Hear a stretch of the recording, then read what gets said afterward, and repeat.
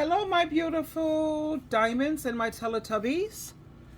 A lot of people are speaking about Charlie Kirk, and I want to share my viewpoint along with someone else's viewpoint when it comes to the pow, pow, pow, pow of Charlie Kirk.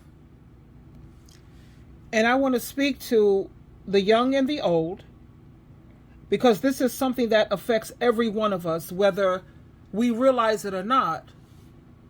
And we have to keep in mind the power of words and the responsibility that comes with freedom of speech. Let me share this with you, and then I'll come back and let's talk about it. Please hit the like button because it helps with the algorithms, and I really appreciate that. And if you're not subscribed, please feel free to subscribe. Let's listen.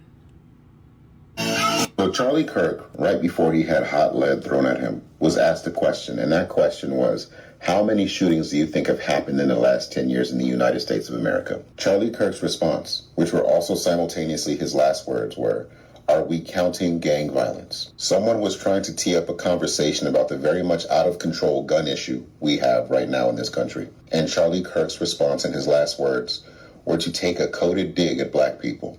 And now he's gone. Like I said before, I have a mother who raised me right.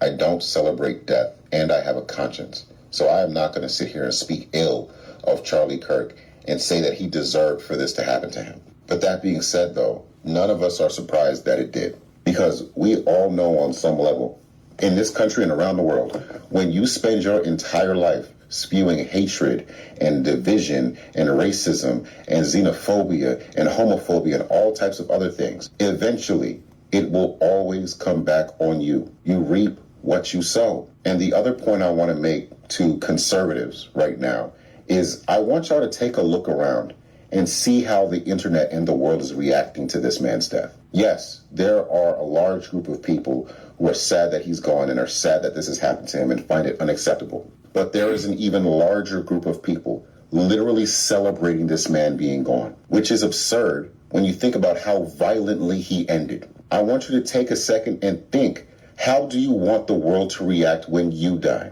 How do you want the world to treat your family when you're gone? Whether it's a peaceful, natural death or something bad happened to you like it did to Charlie. Do you want them to cheer? Do you want them to celebrate? Do you want them to see the news and have a smile on their face? How do you want to be remembered? When I die, trust me, it will not be a cause for celebration because I know I am loved. I'm not even trying to be facetious or big-headed right now. People will mourn me universally across the board because I don't got no enemies. I treat everyone I know with love and respect and kindness. I don't have to like everybody. I don't have to get along with everybody. I don't have to agree with everybody. But I will always respect everybody. Not because I want these things in return. I do, but that's not the point. It's the right thing to do, and it costs me nothing. Charlie Kirk had to go out of his way to spit the kind of hatred and vitriol that he spent years spitting, and it ultimately led to his early and untimely demise. It costs you nothing to be kind. It costs you nothing to be empathetic. It costs you nothing to think of your neighbor. And those efforts that cost you nothing are usually rewarded tenfold. So ultimately, y'all have a choice to make. You can continue down the pathway of hatred and division and accept the consequences of that with open arms, regardless of what those consequences are. They don't always have to be lead to the neck. It could be something else. Or you can take a hard, long look at yourself in the mirror and make the choice to let go of the hatred that fuels you, because ultimately it only leads one place. So Charlie. Thank you very much for that timely message, FX. We live in a world where people often say things without thinking about the harm that it can cause. And sometimes words are used to hurt, to divide, and to even encourage hatred. And that's what a lot of people feel that Charlie Kirk was spewing. It's so important for all of us to understand that freedom of speech, that's a gift. But with it, it comes responsibility. Just because you can say something doesn't mean you should. The Bible tells us, because I always like to Make sure that what I say is in harmony with Jehovah God, Jesus Christ, and the Bible. Now, Charlie Kirk, he claimed that he was a Christian, but was he a God-fearing man? The Bible says in Proverbs chapter 18, verse 21, the tongue can bring death or life. Those who love to talk will eat what they say. Our words have the power to uplift, encourage, to build, to heal. But they also have the power to wound, to divide, and even to destroy. Every word we speak, it matters. Even when someone says things that are hurtful or wrong, we have to remember that violence, it's never the answer. Or celebrating someone's unaliving or harm, that's not Christ-like. That's not a Christ-like response. That's why I would never celebrate that. Jesus teaches us to love our enemies, to pray for those who hurt us, and to turn away from evil in a way that seeks justice without revenge. Think about Matthew chapter 5, verse 44, where Jesus tells us, but I tell you to love your enemies and to pray for those who hurt you. So what should we do when we hear hurtful speech, racism, or division, where you feel one race is more superior to another? We must respond with the truth. We must respond with wisdom and courage. We must hold people accountable for their words. But we also must be careful to do it in a way that doesn't add more hate to the world. Speaking out against injustice and standing against racism and promoting unity are ways that we honor God and show love to our neighbors. The Apostle Paul reminds us again at Ephesians chapter 4, verse 29, do not let any harmful words come out of your mouth. Only say what is good for building up others. Speak the truth when it is needed, so that it will help those who hear you.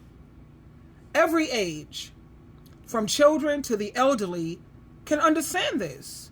Your words can either build life or destroy it. Choose life. Choose words that heal, not words that hurt and divide. And we have to always keep in mind and remember that freedom comes with consequences.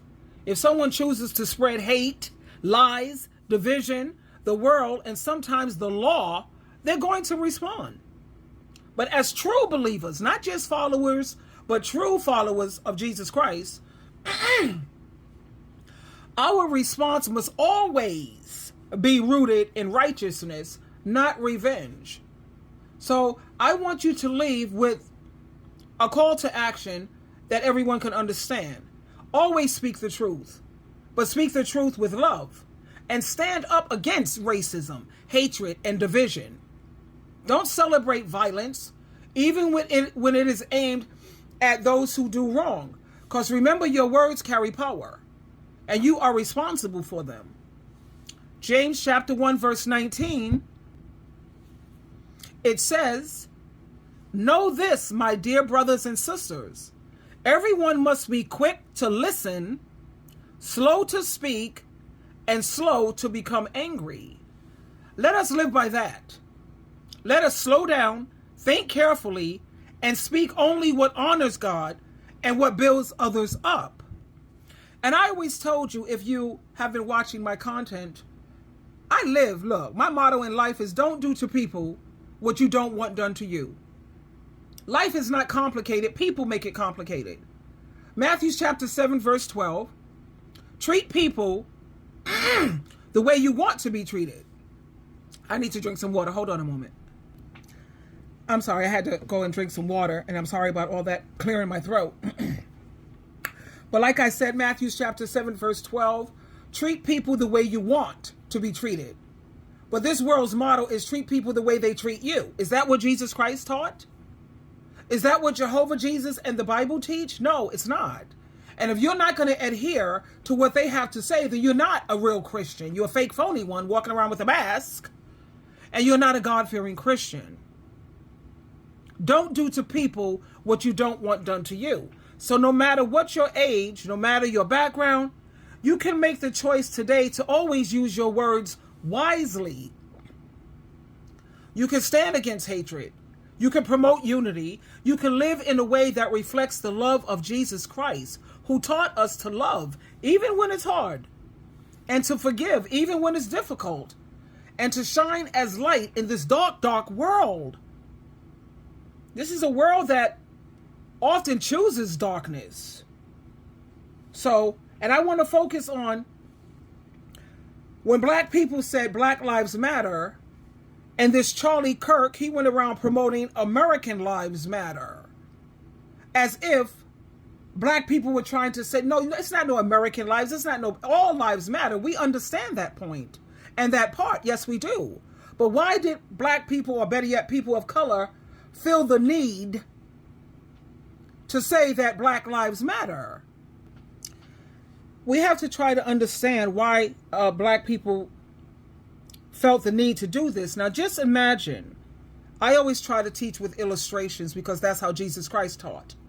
Imagine living in a world where the color of your skin makes you feel unsafe, where you're walking, whether you're walking down the street, whether you're going to the store, or even driving your car could put your life at risk. Not because of anything you've done wrong, but because of who you are. This isn't a story, okay? This is a real life for black people in America. This is what's really going on. And it's been happening for hundreds of years. When people say Black Lives Matter, they're not saying other lives don't matter. That's not what they're saying at all. They're not saying American lives don't matter. They're not saying anyone's life is less important. What they are saying is this: black lives are being treated as if they are less important. And when lives are being treated unfairly, when people are being killed or hurt simply because of the color of their skin, it becomes something urgent to speak about. Black Lives Matter, it's a call for justice. That's it. It's a call to recognize that history has been pretty much unfair. They have not been fair. From slavery to segregation to police brutality, black people have been facing threats and violence that others don't always see. Saying Black Lives Matter is a way of shining a light on those injustices so everyone pays attention. So everyone realizes that racism, it kills. Racism, it hurts. And racism, it steals lives. Now this movement, I don't even like to call it a movement. This is just about demanding equality. It's about saying, we are human. We are your brothers and sisters. Our lives are valuable. Our dreams matter. And we deserve to be safe. It's about holding people accountable when the system fails, when laws aren't enforced equally, and when justice is denied. Think about it this way. If your friend was in danger, if your little brother or sister was being treated unfairly, wouldn't you speak up? Wouldn't you fight to protect them? That's what Black Lives Matter is doing. It's protecting lives, it's protecting hope, and it's protecting people's future. So the next time you hear someone say Black Lives Matter, don't hear it as exclusion. Hear it as a demand for fairness. Hear it as a cry for justice. Hear it as a reminder that a country that claims to be free and equal must live up to that promise for everyone. Not just some, but for everyone. Because until Black Lives Matter are safe, Black lives are safe, until Black lives are treated equally, and until Black lives are truly valued, none of us are free. None of us. Black Lives Matter. Not more than anyone else's, but equal to everyone else. And that's why it matters. So I just wanted to clear that part up. So what happened to Charlie Kirk is not something to celebrate. Not at all. No matter what he said or what he did, taking a life is never good. And as Christians, we shouldn't cheer when anyone is hurt or unalived. At the same time, we also can't be completely surprised that it happened. None of us are surprised. When someone constantly spreads hatred and divides people, dangerous consequences can follow. Words and actions, like I said, have power. They can build people up or they can tear people down. So this is a reminder for all of us to try to speak with kindness, act with love, and remember that the energy we put into the world, it matters. Hatred doesn't exist in a vacuum. It comes back around. So let's always choose love, truth, always truth, because that's the light in this dark world. And let's choose peace. Even when the world, it seems so full of anger. That's the message the world needs to hear, what I'm saying to you right now. You know? And in closing, I just want to say, don't do to people what you would never want done to you. Twinkle, twinkle, twinkle.